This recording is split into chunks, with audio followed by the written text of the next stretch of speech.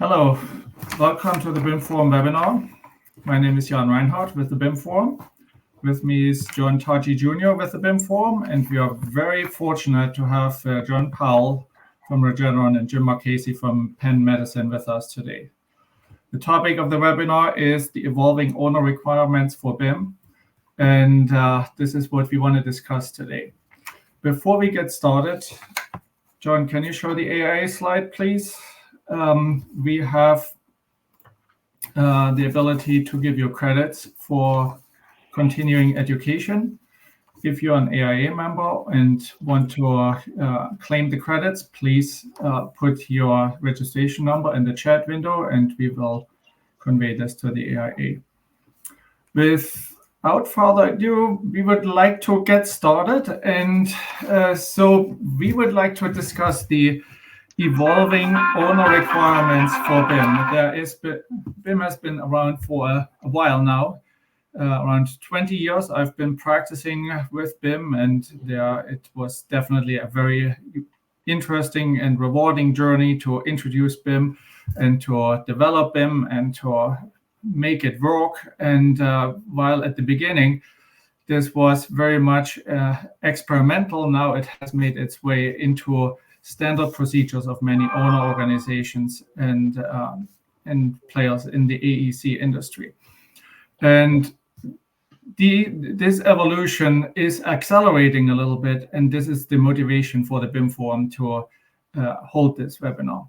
But before we start, I would like to ask John Powell and Jim Marchese to introduce themselves and tell us a little bit about their backgrounds. John.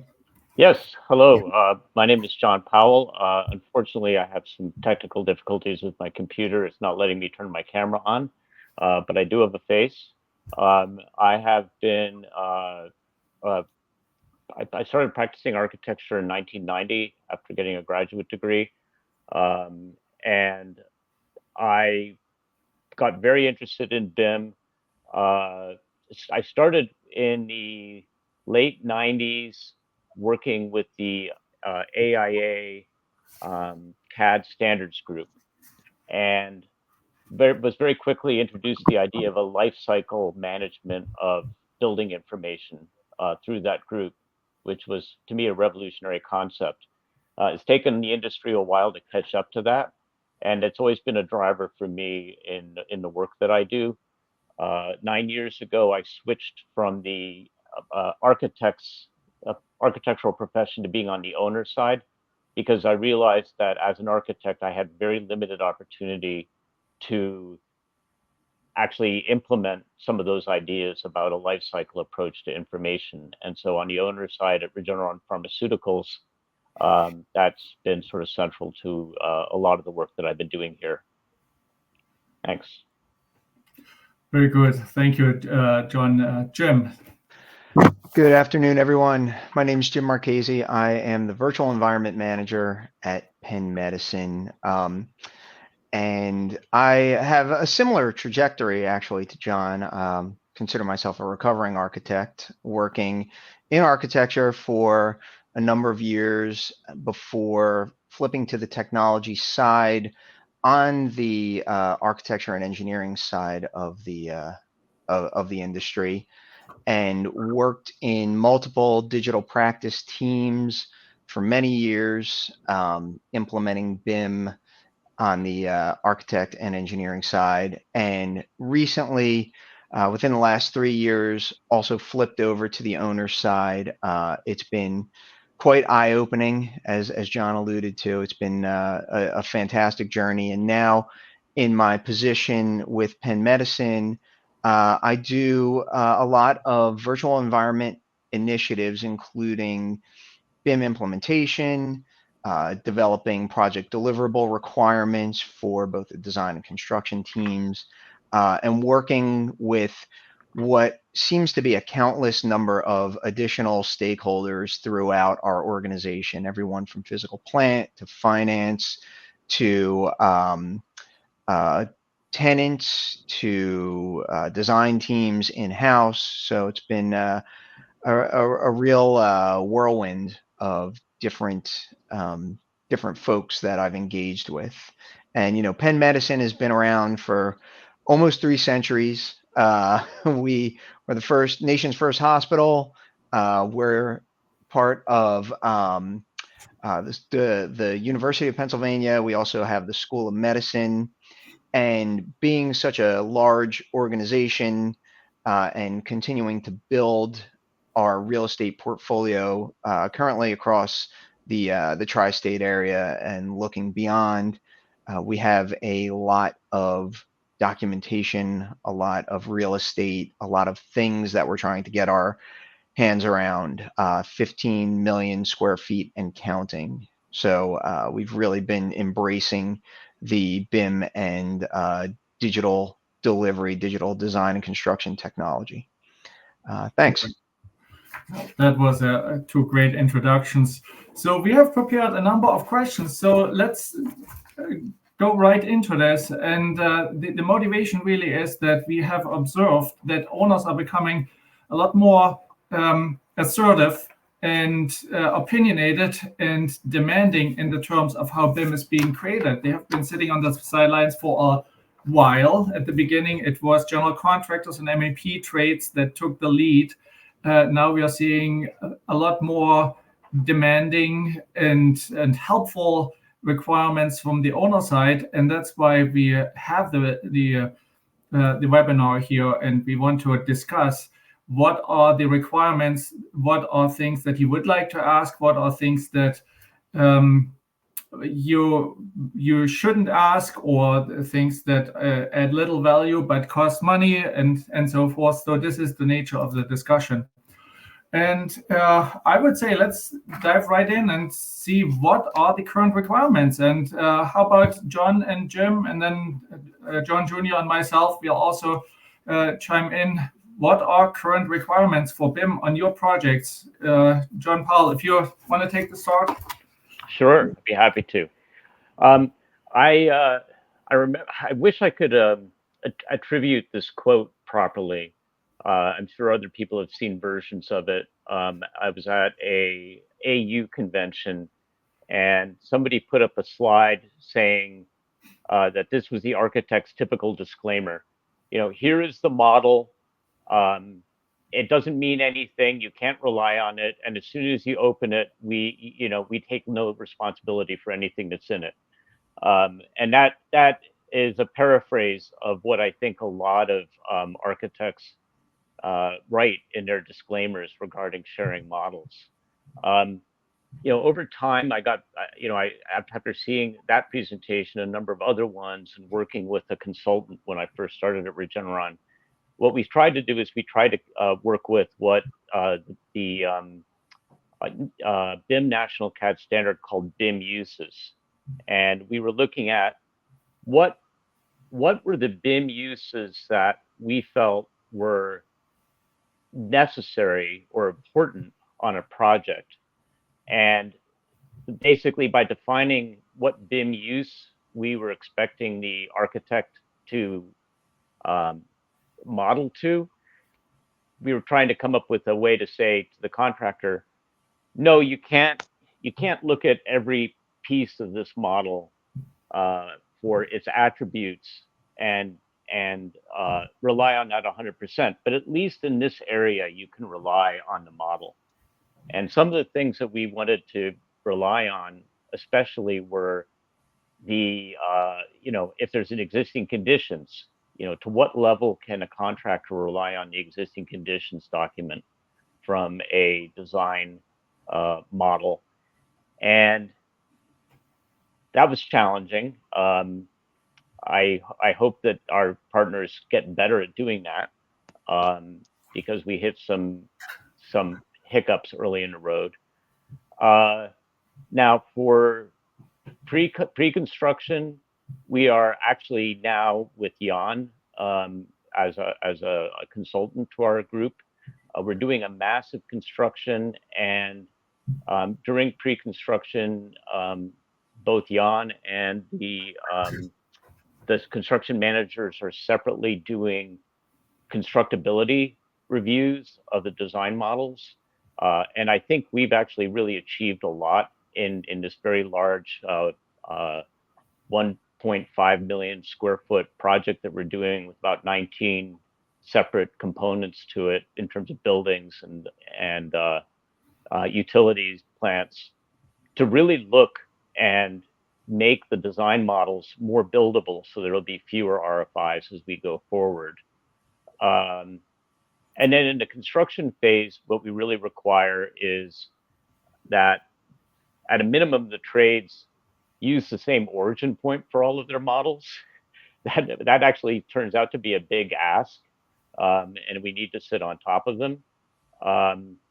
And our company is still doing a lot of work in 2D, so we want to test to see that they can produce 2D CAD drawings out of their models that are usable. And as far as the commissioning phase goes, this is where I have a big opinion, and maybe I'm going to jump ahead to a future topic that we have in here, but I don't have a lot of heavy requirements for data in the design and construction phase. Mainly what we're interested in is the tagging of spaces and tagging of equipment. And then the commissioning agent is the one that collects the data, because they're at Regeneron, we do 100% commissioning. And they prepare all of that in a software or a spreadsheet. And that's what gets consumed by our integrated workplace management system, Tririga. So the reference to the model is just the tag. We don't rely on the model for all of the data about the spaces or the equipment, because the Tririga is really where our operations team does all of their work. So I think that basically, I've probably taken up too much time, but that gives us sort of an overview. Not at all. If I may comment on this, John's requirements for BIM for the design phase are way more than please design team do BIM on the project. There are specific requirements for content. There are references to the LOD document. There are deliverables.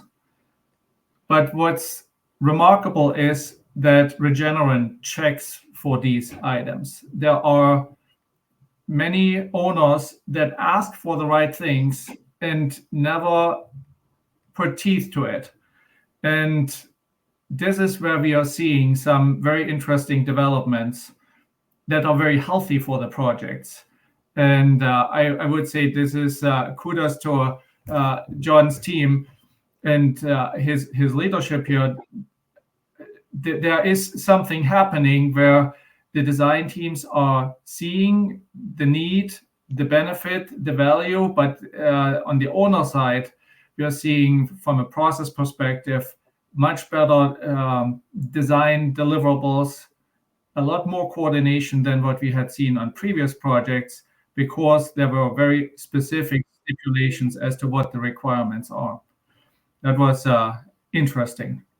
And if I could make a comment on that, the BIM managers that I work with at all of these companies, and we work with some very large established companies, are all 100% aligned with the things I'm asking for. But they admit that it is challenging for them to get their teams to comply with the level of basic, what I consider to be basic requirements for the models. But now that they know that the owner is checking, they're paying attention. So, I've had the experience of being a BIM manager in an architecture firm and not having a lot of power. But when the owner is looking over their shoulder, and they know the owner is looking over their shoulder, they're much more diligent in producing, good models. All right. And if I can just piggyback on that, because a lot of what John just said is a lot of what we're doing over at Penn Medicine as well. But I think that, now being on the owner's side, we have the opportunity to remind these teams that, we're the guys that need to take care of this 5-10 years down the road, right? Like when they have already thought about their next project and started working on their next project and the one after that and the one after that, we're still dealing with the deliverables of what they handed us, 2-3 years prior. So checking the models, making sure that we're on top of what we're asking and that they understand what those stipulations are, we inevitably get a better product. Mm-hmm. So very specifically for the design phase, Jim and John, you are asking for design team, please use models, please coordinate. Everything that you mean to represent needs to be modeled in 3D. Minimize line work. These are some of the main ingredients. Is that a correct statement? Yeah, I mean, generally speaking, absolutely. Depending on what the project is, we may want to focus on specific areas that require a higher level of detail, but overall, I think those hit the mark. Well, Jan, if I look at your list here, the thing that's missing here is closeout. And we have very specific requirements for closeout in terms of the handover models. Mm-hmm. And I don't know, again, if that's a topic that's going to come up later on in the discussion. But we,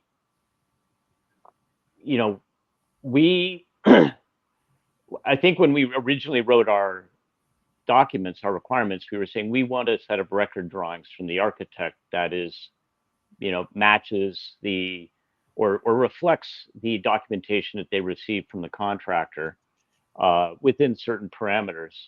And then it became, we really had to think about it. And we said, we don't need every millwork detail redone. We don't need all of this. So we really set it at a high level. We need the plan projections done. We need the major building sections done. We need the schedules correct. We sort of narrowed down what the expectations were for the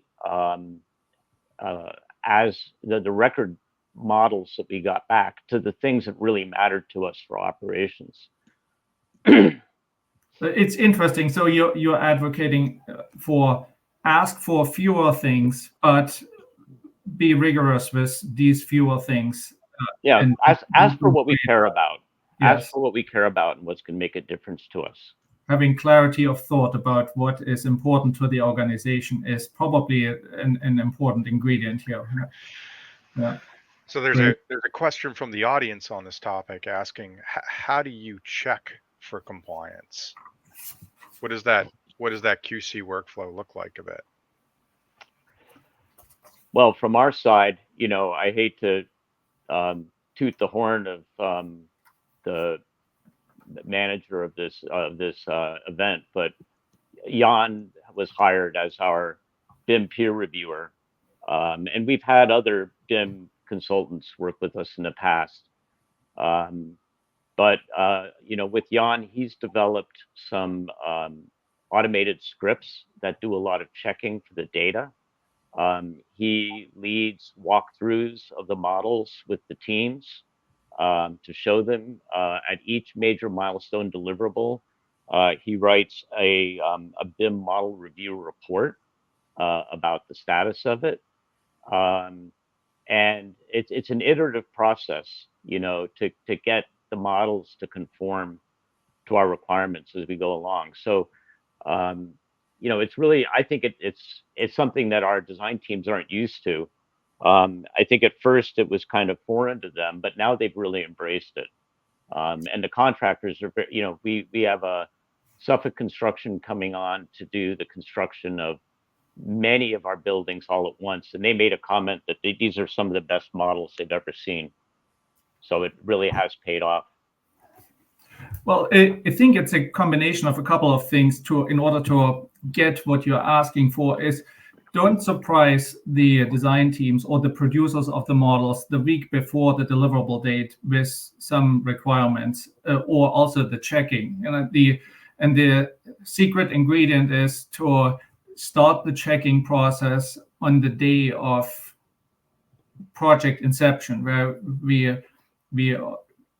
periodically look at the models. We employ technology. We take advantage of that. BIM by definition is coded environment in digital format. We can automate a lot of these checks, but there is also no substitution to walking the model and looking for yourself. And so it's the combination of technology and manual audit that I feel is needed in order to get us there.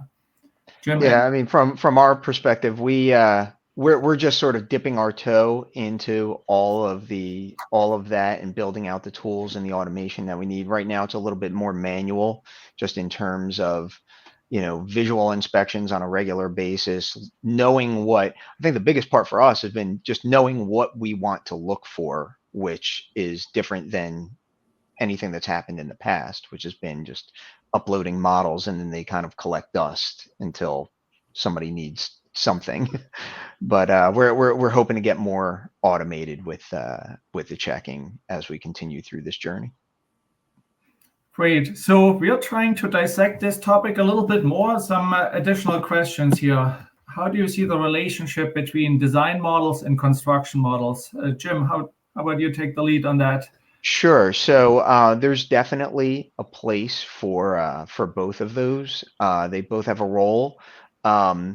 For the purposes of our group in real estate design and construction, we are really looking mainly for what we call the conformed design intent model, right? Which is the design model that has everything that we've stipulated that needs to be aligned with the construction model and nothing more, nothing less.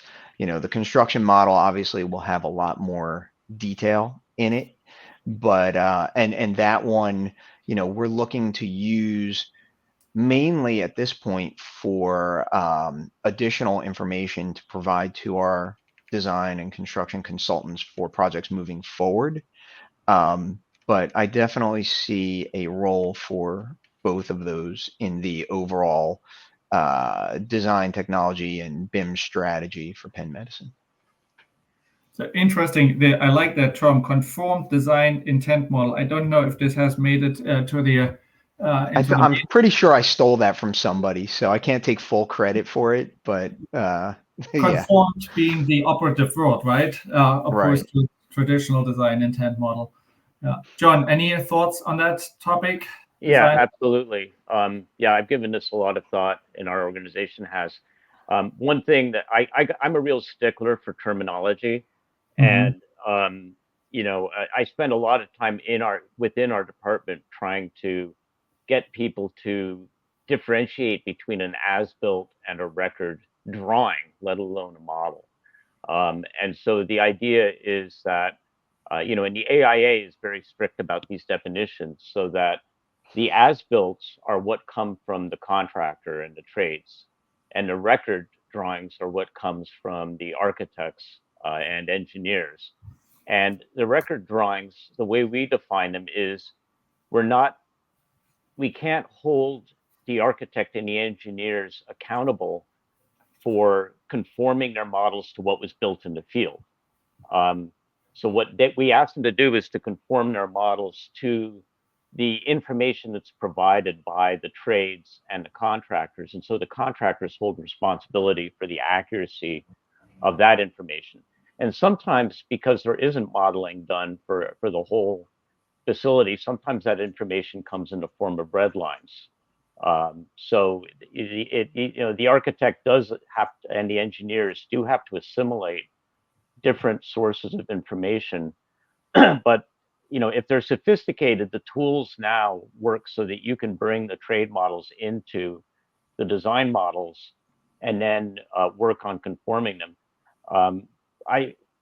In working with our team, we spent time talking to the engineers and other people about what do they care about when they get a design model back, because the trade models are pretty useless to them. They're too heavy. There's too much detail.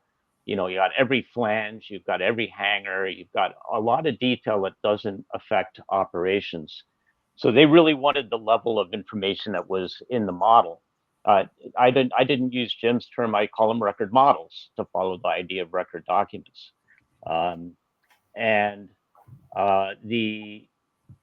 So we set up some rules that anything that was behind the scenes that you didn't see could be within a foot of where it was in the construction models, because it's meant for operations, and the operations team doesn't care whether the duct is, a foot or 6 inches or 3 inches. And I know from experience that if we asked a mechanical engineer to conform their ducts within an inch of where they were in the trade models, it would just be a huge cost and a huge effort. However, my vision is, and we're working on establishing this during this big project that we have going on right now, is that we collect all of the models, we have them all tagged to a single reference point on the campus, so we can do sort of plug and play like a jigsaw puzzle of popping them in and out. So the design models, have a certain level of reliability, and the construction models hopefully have a higher level of reliability, but are less, less useful to us in operations and for ongoing modifications of the facility. So when we do modifications to the facility, we do it, ideally we will be doing it in the design models. So, but if we get a new team on board to do design, we can give them the whole thing with a lot of, again, disclaimers. I just was sort of being critical of the architect's disclaimer. Well, Regeneron pretty much has the same disclaimer when we give our stuff out to new AEs and contractors. Everything in there needs to be field verified, but I think it gets them, light years ahead of where they would be with a CAD drawing or a model that really hadn't gone through the kind of rigor that we do in terms of reviews. Jim, any thoughts from your side? I got a think question. Oh, but no. Go ahead, Jim. Sorry. Oh no, I was just gonna say I think that's all spot on, right? Well, if we can give the design and construction teams a comprehensive package of what's happening in any given area in our facilities, that like you said, it was a puzzle, like that can kind of bridge the gaps in terms of where things are, how things were built. You can even layer on top of that any maybe photographs that were taken, 3D images that may have been taken prior to the walls being closed up, and say, hey, here's your starting point, right? You have your conform design intent model or record model, you have your construction models, you have this package of stuff. Call us if you have questions. I think they'll be in a much better position to start the job with a robust and accurate set of information. So, John, I was listening to you talk about kind of the role of designing construction models, right? And the weight and heaviness of those construction models is certainly a challenge. But a question for you about some of the life science specific equipment, right? Like when you get into a laboratory benchtop where you have diagnostic machinery, DNA sequencers and things like that, large units that have a high dollar value, and specific points of connection. Do you treat those items differently in your design models from an accuracy standpoint? Or is that still kind of like the 1 foot circular mean error is a-okay? Well, I didn't finish off that thought, because Okay. what we did say was anything that's behind the scenes, above a ceiling or in a mechanical room, or that you have that 1 foot tolerance. But when it comes to being within an occupied space, a finished space, we reduce that tolerance to like a couple of inches, because we do want to be able to rely on, the ceiling plans and the locations of the devices in those spaces. That makes sense. Well, one interesting observation was that 1 foot requirement. And in order to explain the significance of the observation, you need to go back what's happening on a BIM project where the owner is not asking for specific deliverables and requirements. Typically, what I'm seeing in my practice is if there's a requirement, do BIM, do something, we get an, let's say, less than perfect MEP design model. And then all the coordination issues are being resolved in the construction phase. And the dynamic changes a little bit when you have that 1 foot requirement, because the thought process is I need to coordinate during the design phase, and then the builder needs to follow that model. And if everybody follows the model, I have less rework meeting that 1 foot requirement at the end of the process. So we are, whether unintended or intended consequence, the quality of the design models is much higher because of that requirement for the 1 foot accuracy of the record models. And there's a lot more thought going into the design models. And I think this is a significant observation, at least for me, that it breaks the dynamic where the MEP models are of a much higher quality now than what we are seeing on projects that don't have articulated requirements. Yeah, I want to give an example of, another thing that, again, there's different layers to our requirements. I have a fairly advanced model progression specification that describes them. So structural elements over a certain size, they also need to be done to a tight tolerance, because they are, slab openings, things like that. That's really important for future coordination. Right when I arrived at Regeneron, they were completing a major project, and I'm not going to go into any naming or anything like that, but there was a major architecture firm working on that project, and they'd been hired by the landlord to do the core and shell. And then during construction, there were a lot of changes, and they didn't update the core and shell model. Then a different team within the same company was hired by Regeneron to do the interior fit out.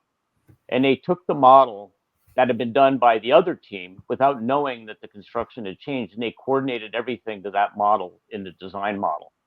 And it was only when they got into construction and the trades went out into the field that they discovered that, the background model that the design team had using was completely inaccurate.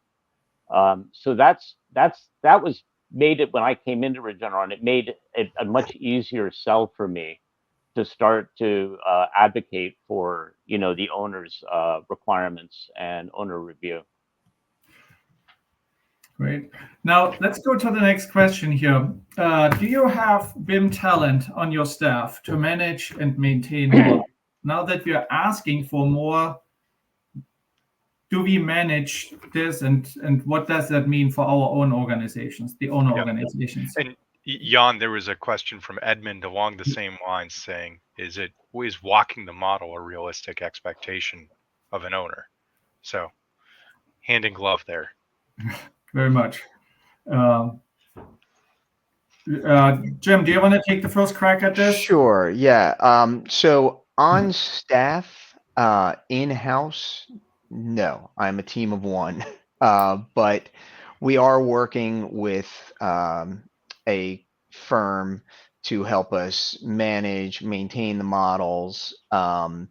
It's been, since we've kicked off some of our existing condition modeling initiatives, which is essentially building out our entire organization piece by piece, we have used them to help us build everything, as well as established a schedule for when new projects, renovations can be incorporated into the existing conditions models.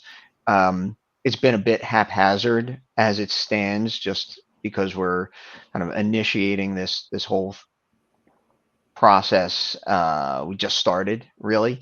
But we do have a potential workflow schedule in mind in terms of trying to rein in a little bit of the chaos and make sure that we are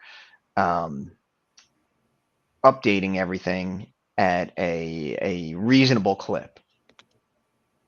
Well, you have a big portfolio of projects, existing conditions and new projects, and you're building the skeleton right now to fit all the pieces into this. Is that Right. the description?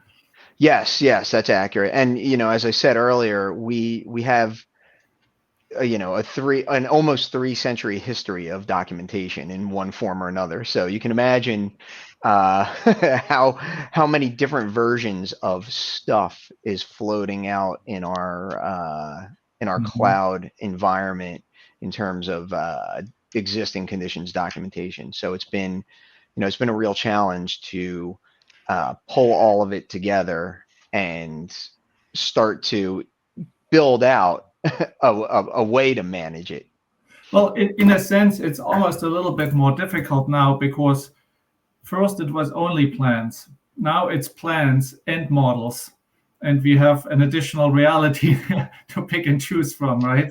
Right. So, the holy grail would be to go to 100% model type of scenario where you don't have competing sources of information. Yeah. Yeah, absolutely. I mean, I joke that we've had every type of documentation available to us since Ben Franklin founded this place. So there's a lot out there to get our heads wrapped around for sure. Mm-hmm. Do members of your organization acquire BIM skills to use and leverage models? So we actually, sorry, I didn't mean to jump in here, but just finishing a thought. We do have some relatively new hires who also have architecture and engineering backgrounds who have been in BIM environments, basically their entire career. So I think we're going to see more of our in-house planning and test fits and initial kickoff work with our design teams moving to a BIM environment as well. Yeah, so let me speak to this.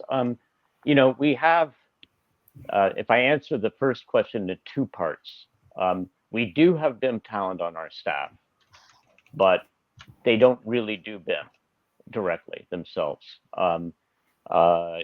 Historically, when I arrived at Regeneron 9 years ago, everything was AutoCAD, and because we had such a history of AutoCAD drawings, even firms that were Revit capable, they were doing fast projects. They didn't have time to build a model, so they just kept working in AutoCAD.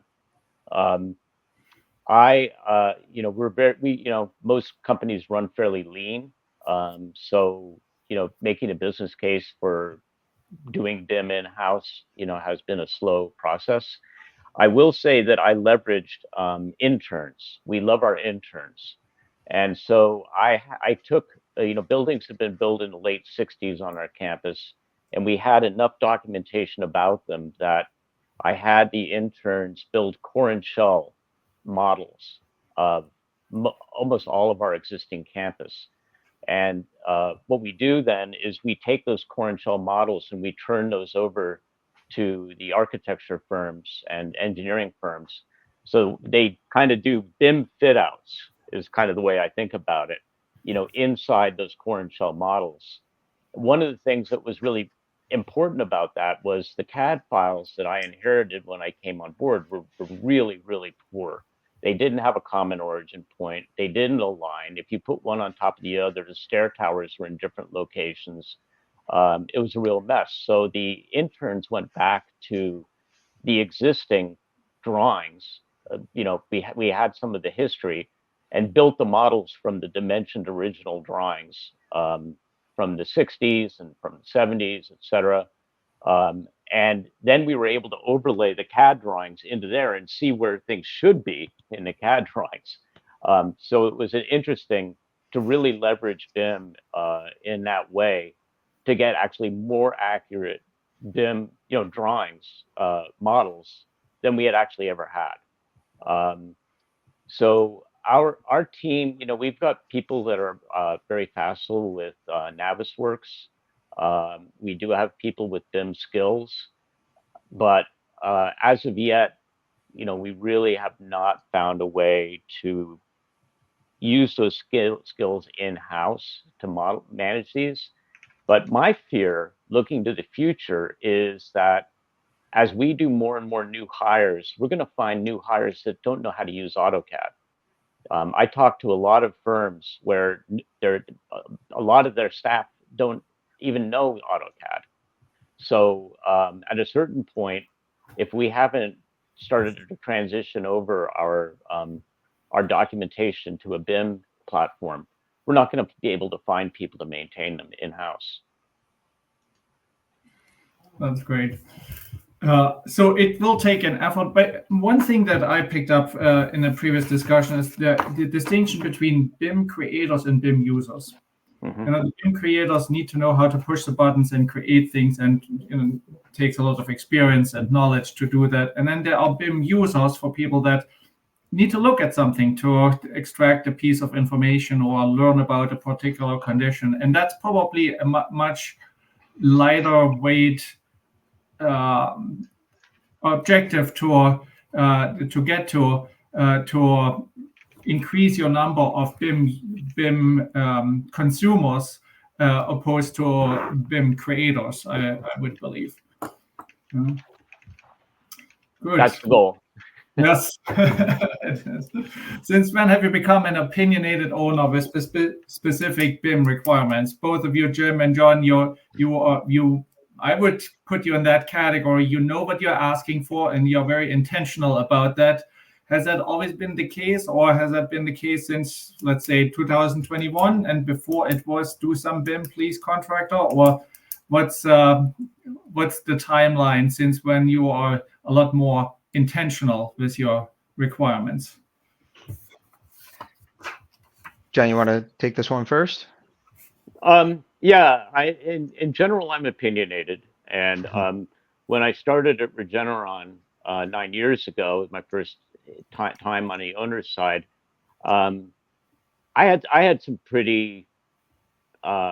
pretty good sense of what I felt we should do. And I did spend a lot of time talking to our internal engineering team. They probably were the ones that cared most about the documentation, and that's how we came up with as an organization with the 1 foot rule for things that were behind the ceiling. And I also have the day I set foot in the office, I was put in a cubicle with the person who was implementing our Tririga IWMS system. And he had been hired, I think, 3 months before I was. So, I actually look at Tririga as being a BIM system. It's building information, it's modeled. Even when we're just using CAD, we're uploading CAD backgrounds to the Tririga system and then attaching data to it. So it's not 3D, but in my mind, it's BIM. Mm-hmm. And so we worked, I got to work together with, these different teams to really understand what was needed and, what our requirements were. So fairly quickly, we built up a skeleton of what our requirements were. We had a consulting company come in to help us with that. The challenge has been, motivating teams that we work with to follow them.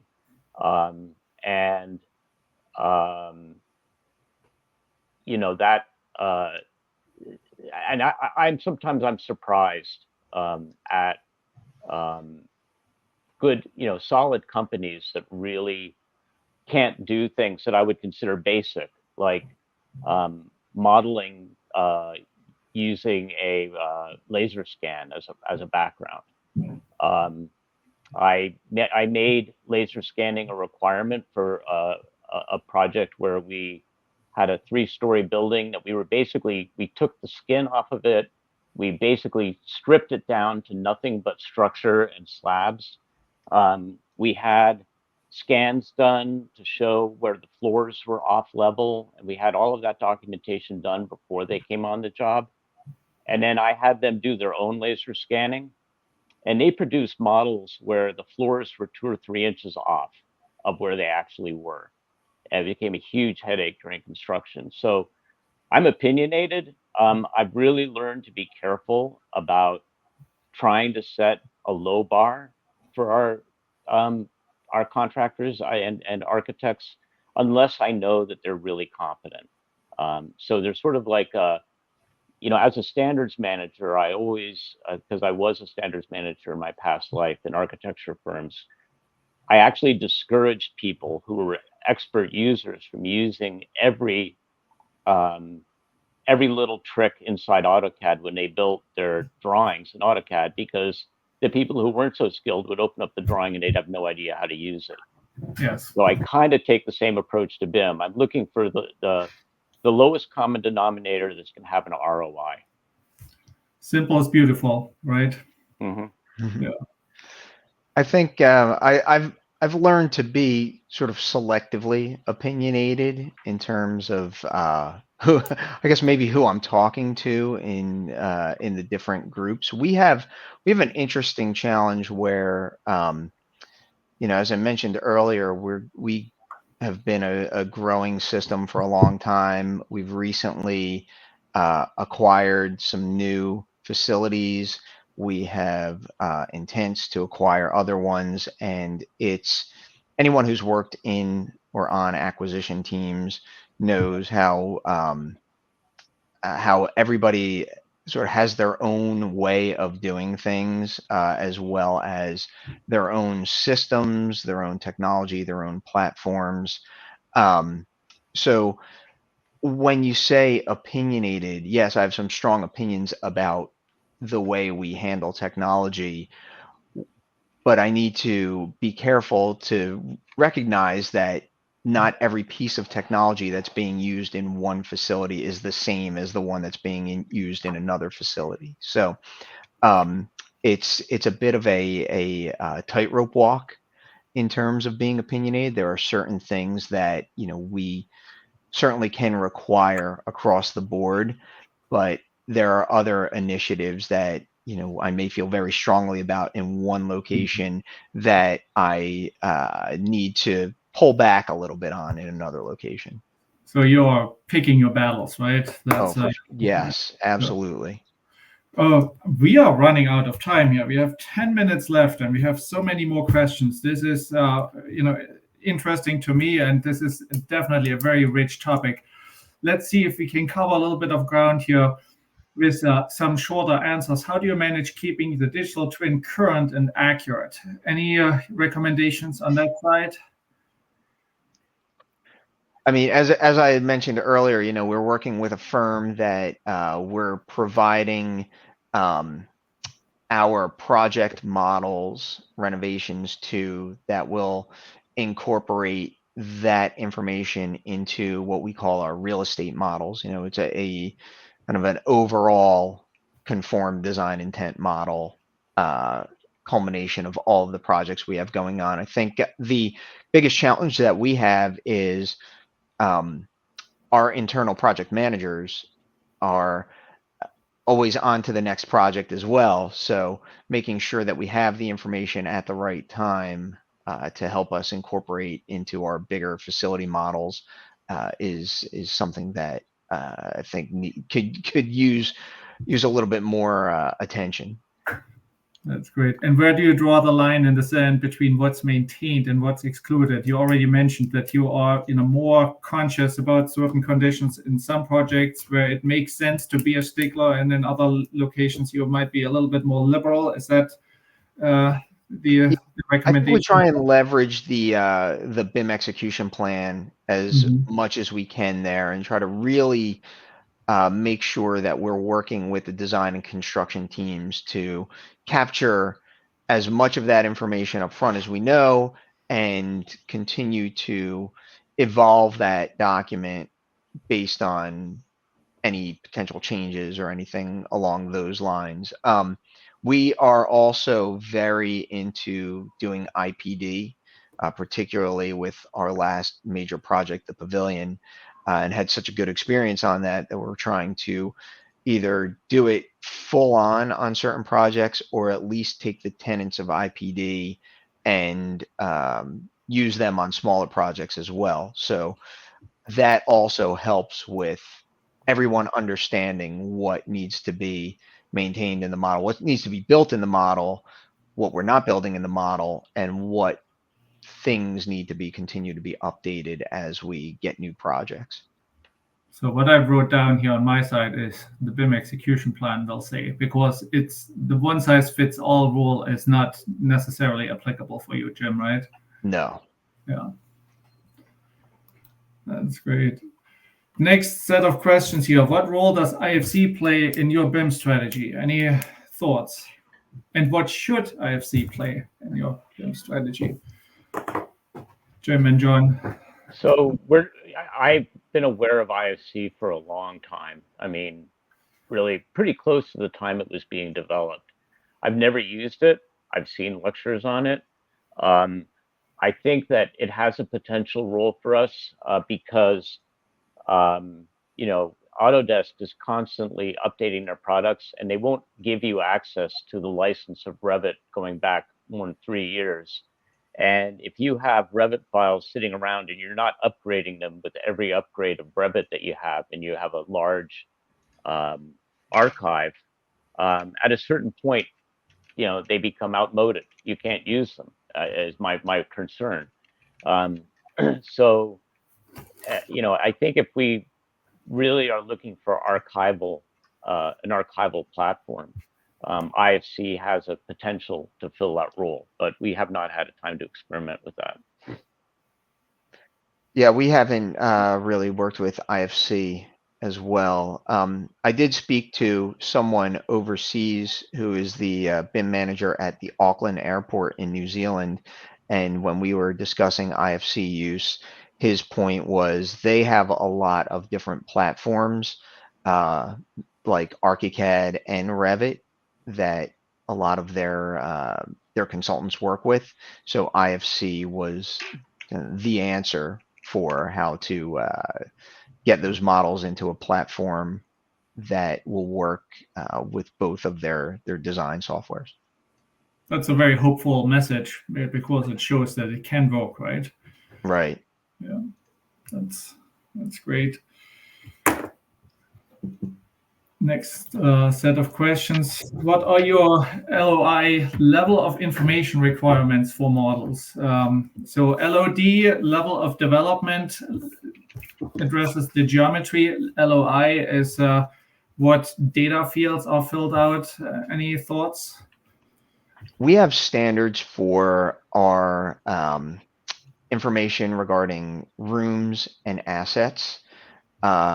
So we have, you know, your typical space information, name, number, department, those sorts of things. And then we are also looking to identify with our physical plant group what is considered a maintainable asset in our models.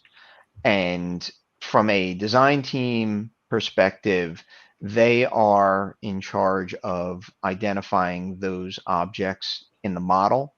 And then when the construction team either comes on board for smaller renovations or may already be on board in an IPD environment, they have certain information that they need to fill out,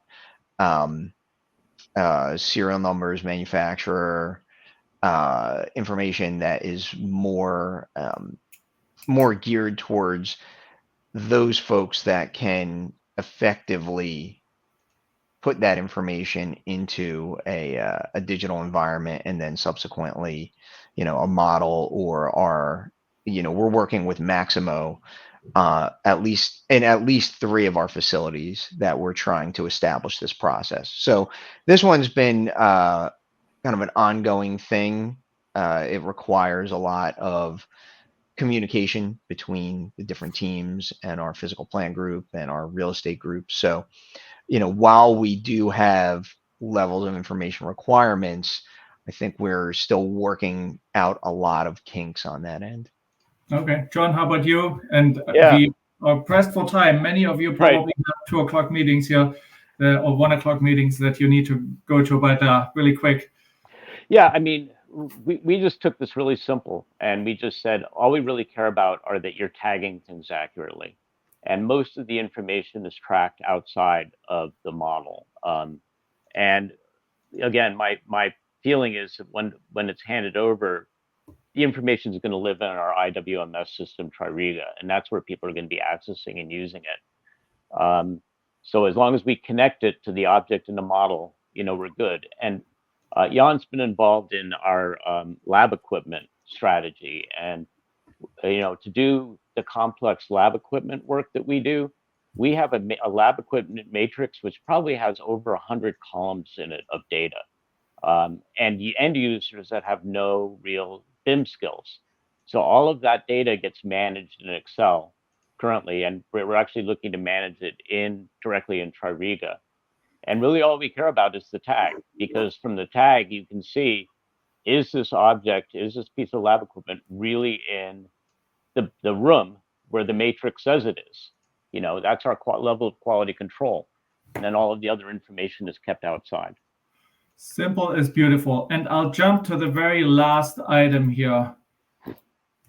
Any recommendations you would have for owners, designers, builders, and what are your plans, hopes, and predictions for the future? It's 2 loaded questions, but if you can make it quick, that would be great. Okay. So for owners, my biggest thing has been getting our house in order, and I think that that's something that really it should be a focus of owners from my perspective. Take a look at what you have, gather your information, make sure that people aren't working in silos and that you're having conversations with folks who require information from you and your team. From a designer and builder perspective, making sure that, again, communication, that you're working closely together, that we, as I mentioned earlier, we are taking the information that you're giving us and using it for years to come, long after you have completed our projects and have moved on to your next one. So, please be cognizant of the fact that everything that you're providing has a real lifespan beyond what you're seeing as a team. As for plans, hopes, and predictions, streamlining, at least from our perspective, streamlining the maintenance of our current established models, having a more comprehensive project startup set of information, utilizing, I know we didn't touch on AI, and I know that AI is a big buzzword, but starting to utilize that in a way where we can automate at least some of the things that we're trying to do on our end as far as maintenance, checking, and really starting to incorporate that into more daily use. That's great. So from an owner's side, I think my recommendation is get smart. Like go to the conferences, listen to what's being done, understand from your side what BIM can do, because as I said at sort of my introduction, people on the design side and the builder side, even if they are really savvy, if the other parties aren't sort of being directed by the owner, they can't really pull it off on their own. I would also say to look after the owners, look very closely at what's important to you, what's an ROI, because everything you ask for has a cost.